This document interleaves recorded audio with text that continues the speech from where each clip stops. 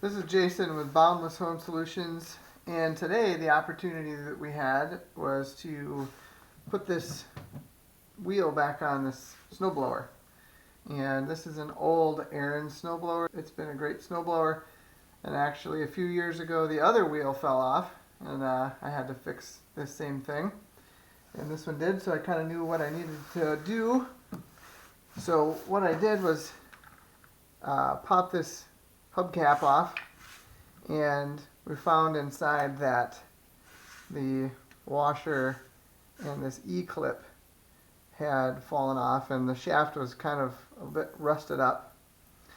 So first I tried to replace it with another E-clip, a 3/8 inch E-clip, and that felt pretty loose in there because I think that things have kind of rusted up over time.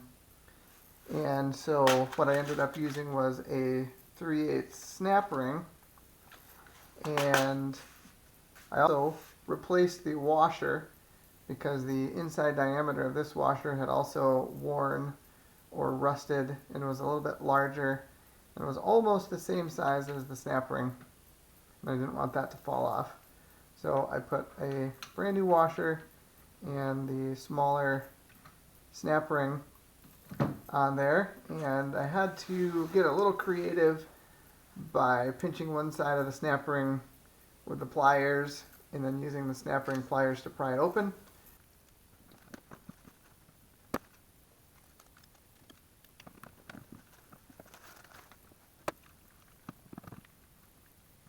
Because I didn't have snap ring pliers for that small of a snap ring.